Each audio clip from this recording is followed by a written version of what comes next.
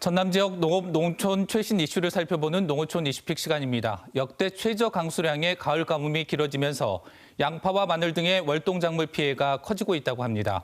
가뭄 실태와 작물 피해 상황 알아봅니다. 다음 소식은 수확철을 맞아 전남 지역에서 각종 농기계 사고가 잇따르고 있다는 소식입니다. 실태와 원인 짚어봅니다.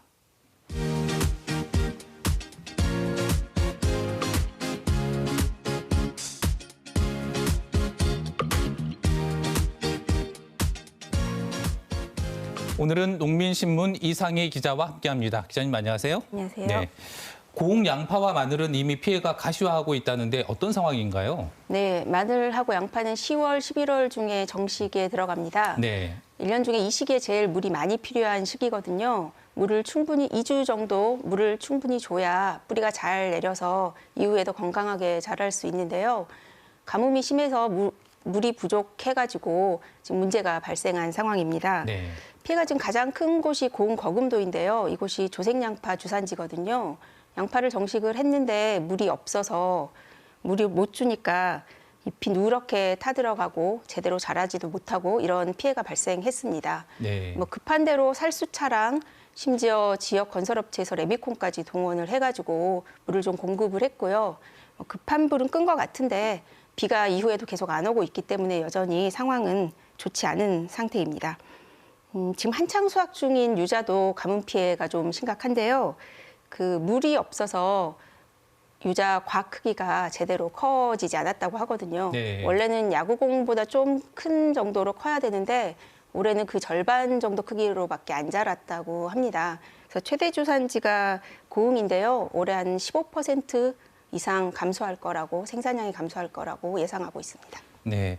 1999년 급수 통계를 전산화했는데 그 이후 최악의 상황이라고 하는데요. 비가 얼마나 안 온 건가요? 네, 9월 중순부터 최근까지 한 2달 정도 따져보면요. 전남의 비가 43.2mm 내렸다고 합니다. 43.2mm. 네, 하루 만에 네. 올 수 있는 양이죠. 네.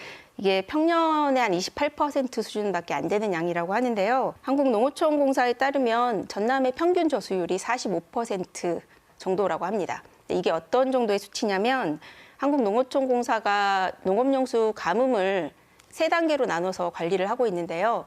그중 가장 심각한 단계가 매우 심함이라는 단계인데 이 단계에 도달하는 게 저수율이 40% 이하로 떨어질 때거든요. 네. 지금 45%니까 거의 가장 심각한 단계에 들어서고 있다고 봐야 되는 상황입니다. 네, 문제는 앞으로도 강수 예고가 없다는 건데 그래서 내년까지 조색양파를 비롯한 월동작물 생육이 부진할 거라고요? 네, 그렇습니다. 당장 수확기를 맞은 배추가 좀 걱정스러운데요.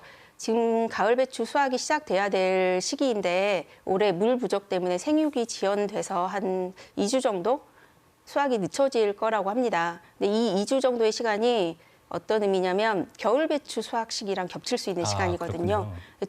가을 배추랑 겨울 배추가 한꺼번에 출하가 되면 당연히 홍수 출하가 될 수 있고 그러다 보면 가격이 또 폭락하는 사태가 오지 않을까 우려하는 목소리들이 벌써 나오고 있고요. 또 유자 같은 경우는 농가 소득 감소가 우려되는 상황입니다. 아까 말씀드렸듯이 과 크기가 작은데요. 이렇게 유자 상품성이 과 크기가 일단 커야 네. 가격이 높게 나올 텐데 크기가 작으니까 아무래도 농가가 가져갈 수 있는 소득이 줄어들지 않을까 걱정되고 있는 상황입니다. 네, 알겠습니다. 다음 소식으로 넘어가 보죠. 수확철을 맞아 농촌에서 농기계 사고가 많다는데 주로 어떻게 사고가 나는 건가요? 그래서 안전사고는 항상 일어날 수 있기 때문에 좀 주의를 기울여야 할 텐데요. 특히 이제 10월, 11월이 수확철이어서요. 안전사고가 좀 많은 편입니다. 행정안전부에 따르면 연중 일어나는 사고 중에 10월, 11월에 일어난 사고가 한 20% 정도 된다고 하거든요. 네. 많이 일어나니까 조심하셔야 되는데 방금 말씀드린 대로 제일 많은 게 경운기 사고이고요. 경운기 사고가 한 3분의 2 정도 차지하거든요. 네. 그리고 트랙터 사고도 많고요.